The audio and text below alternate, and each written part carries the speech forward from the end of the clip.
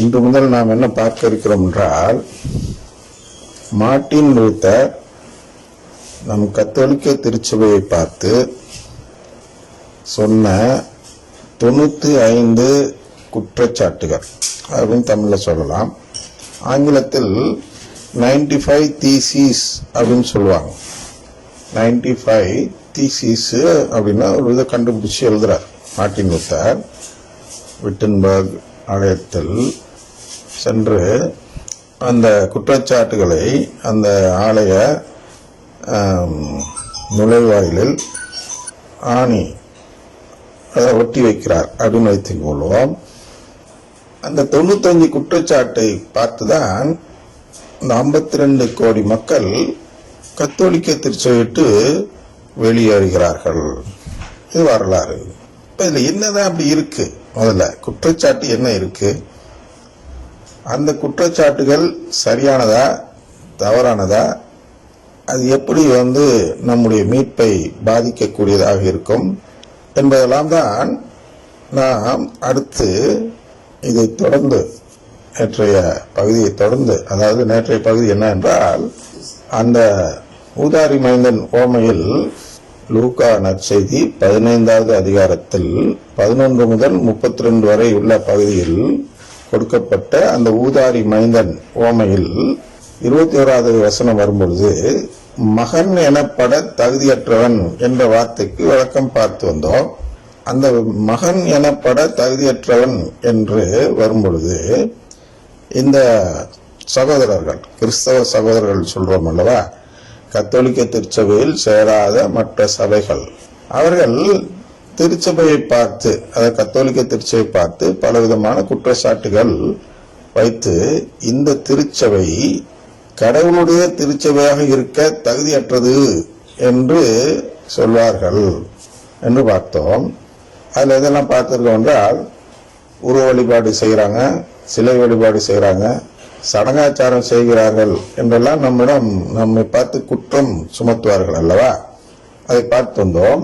அடுத்து என்ன பார்க்க இருக்கிறோம் என்றால் 95 குற்றச்சாட்டுகள்.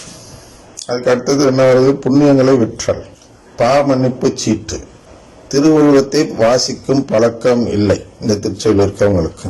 அப்புறம் திருவுழியத்தை அடிப்படையாக கொண்ட நம்பிக்கை இல்லை, அதாவது இறந்தவர்களுக்கு ஜெபிப்பது போன்ற செயல்கள்லாம் செய்யறாங்க, அதெல்லாம் திருவுழியத்தில் இல்லை அப்படின்னு சொல்றாங்க.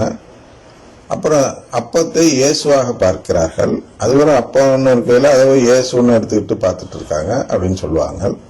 அந்த குருக்களுடைய துர்மாரியான வாழ்வு எல்லாம் இருக்கிறது அல்லவா, அதையும் சொல்கிறார்கள்.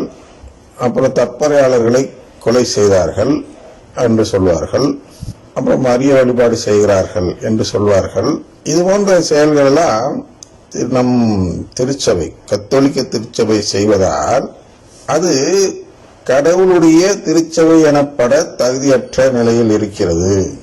எனவே நாம் ஒரு சபை ஆரம்பிப்போம், அது அந்த தகுதியுடைய நிலையாக இருக்கும் என்று மார்ட்டின் லூத்தர் ஒரு அழைப்பு விடுத்தார்.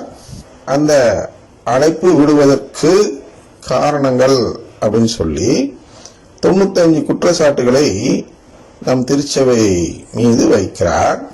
அதை படித்த மக்கள், இவ்வளவு பெருசா ஆராய்ச்சி பண்ணி கரெக்டா கண்டுபிடிச்சிட்டாரு, அப்ப நம்ம மோட்சத்துக்கு போகணும்னா இந்த குற்றச்சாட்டுகள்ல இருந்து நம்ம வெளியேறணும் அப்படின்னு மக்கள் பயந்து வெளியேறி விட்டார்கள். சரியா? வெளியேறாதவர்கள் யார் என்று பார்க்கும்பொழுது அதில் அநேகர் அன்னை மரியாள் மீது அன்பும் நேசமும் வைத்திருப்பவர்கள்.